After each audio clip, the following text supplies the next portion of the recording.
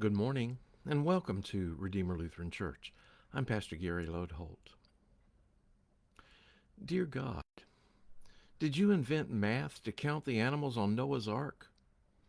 Do we still need it? Jean, age 11. That letter to God comes from a book I have had on my shelf for a long, long time. The book is entitled Dear God, and the author is David Heller, who has spent his life studying children's spirituality and how children view God. At one point, he traveled over the country inviting children to write letters to God about anything they wanted to, anything on their mind, and he collected them into this book. It's a source sometimes of laughter and sometimes of insight. This week I plan to share some of the letters the book contains with you and perhaps some thoughts about them. For today, the letters I have chosen seem to fit into a category of life hurts. Our first letter is from a 9-year-old boy. He writes, Dear God, I fell off my bike last week. My leg still hurts a lot. Could you speed up the get well work? Thanks, Mike. Even at the tender age of 9, Mike has learned that life has its hurts.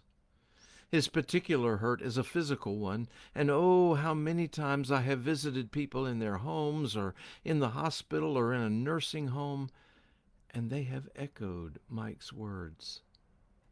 When we are hurting, we want relief, and we want it now. We want that get well work to speed up, to happen faster, so that we can put all this behind us. It's frustrating as we wait for our wounds and illnesses to heal. It's hard to be patient and wait for God. Mike's cry to God is our cry too. Lord, speed up the get well work. Well, it may take longer than we like, but the miracle is that often we do get well. God does heal. God does care. God does love. Another boy named Martin understood a different kind of hurt. Dear God, my dad got laid off last week at work. Please help him find work quick. He bugs us a lot when he is home. Thank you, Martin. Even though Martin's letter is because his father bugs him, Martin still has his finger on a pulse beating strongly in his life. He recognizes the pain of his father being out of work. He somehow seems to know the stress and hurt his father is feeling and how his father needs to find work quickly. Life has these problems too, doesn't it? Problems that reach in down deep and can't be healed by doctors or medicine. These are hurts of the heart, and Martin brings those to God for help and hope. Here's another letter. Dear God, please help my mom and dad not to fight so much. They act like Marvin Hagler and Larry Holmes. They don't even need to wear gloves. Thank you, Will, age 12.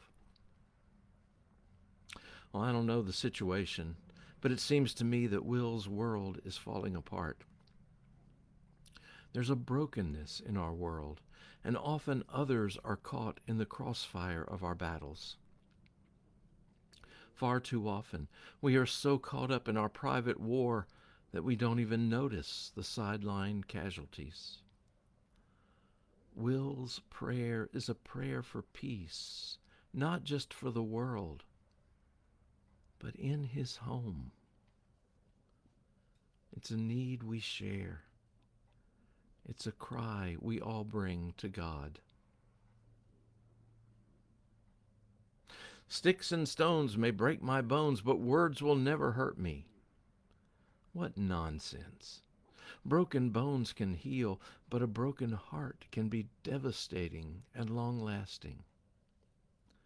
Carmen, age 9, wrote, Dear God, I found out that I have to get glasses. I am worried about what my friends will say. They may tease me and say 4 eyes. Please make sure they do not. I am not vain or anything. Poor Carmen. Kids can be cruel and unkind just like adults. And kids, like adults, can be vulnerable too. Carmen fears being hurt by words. She wants others to like her. She wants others not to make fun of her. And that's what we do. We disparage what is different and what we fear. It's hard enough to get glasses at that age. But think about the kid who is always chosen last when picking teams, or who for some reason or another just doesn't fit into a social circle. The challenge to us is to notice who is excluded, to notice whom we exclude, and to become inviting and welcoming instead. Our last letter for today is one I'm just going to put out there and not make any comment about. It speaks for itself. Ken, age 9, wrote, Dear God, do you think there's enough love these days? I feel there's a shortage. Love, Ken, age 9. Thanks for watching, and remember to let this day belong to God.